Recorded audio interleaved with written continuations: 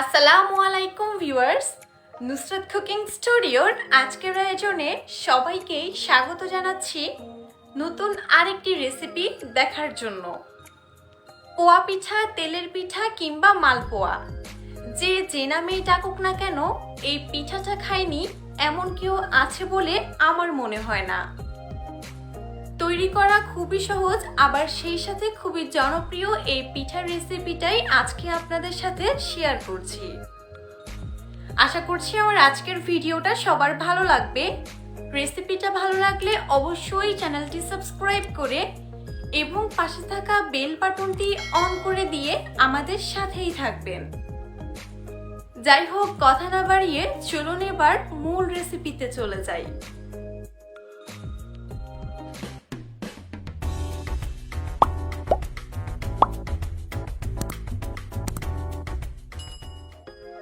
পোয়া পিঠা তৈরির জন্য প্রথমেই একটা মিক্সিং বোলে মেজারমেন্ট কাপের 1 কাপ চালের গুঁড়া নিয়ে নিচ্ছি, আর 1 কাপ চালের গুঁড়ার সাথে ব্যালেন্স করে মেজারমেন্ট কাপের 1/2 কাপ আটা দিয়ে দিব।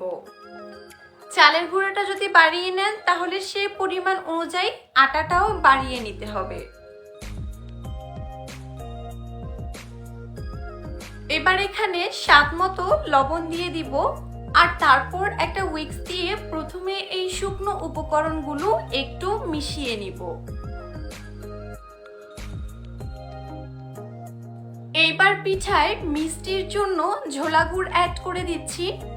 আপনারা চাইলে ঝোলা গুড়ের পরিবর্তে চিনিটাও ব্যবহার করতে পারবেন, কিংবা চাইলে নিজের টেস্ট অনুযায়ী গুড়ের পরিমাণটা কমিয়ে বাড়িয়ে অ্যাডজাস্ট করে নিতে পারবেন।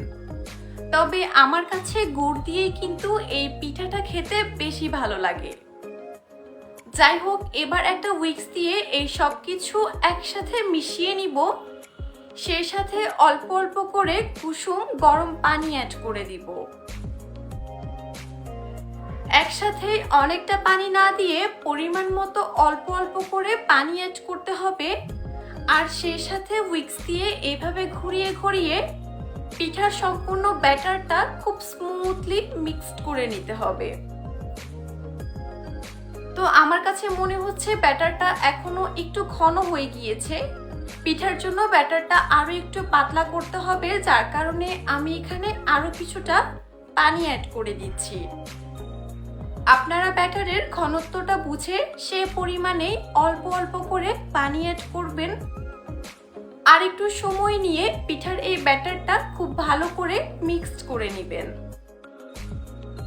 ব্যাটারটা রেডি হয়ে গিয়েছে। এবার একটা চামচ দিয়ে ব্যাটারের কনসিস্টেন্সিটা আপনাদের একটু দেখিয়ে দিচ্ছি। পিঠার ব্যাটারটা ঠিক এইরকম ঘন হবে, আশা করছি আপনারা বুঝতে পেরেছেন।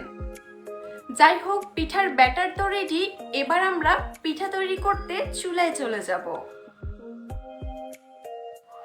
পিঠা তৈরির জন্য চুলায় একটা কড়াই বসিয়ে এতে পর্যাপ্ত পরিমাণের তেল দিয়েছি।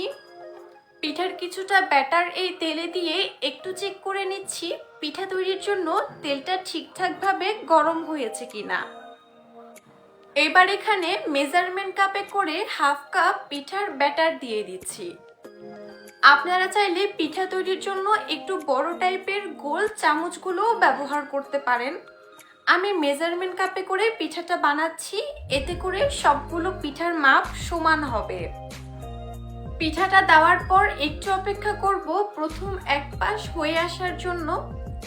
পিঠার এক পাশ যখন কিছুটা কালার হয়ে আসবে তখন নেড়েচেড়ে পিঠাটা উল্টে দিতে হবে। তো এক পাশ হয়ে যাওয়ার পর আমি এবার নেড়েচেড়ে পিঠাটা উল্টে দিচ্ছি, আর মোটামুটি একটু ব্রাউন কালার করে এই পিঠাগুলো ভেজে উঠিয়ে নিব। যাই হোক, এটা ছিল আমার প্রথম পিঠা। তো পিঠাটা হয়ে গিয়েছে, পিঠাটা উঠিয়ে এবার চলুন আরেকটা পিঠা বানিয়ে নিই।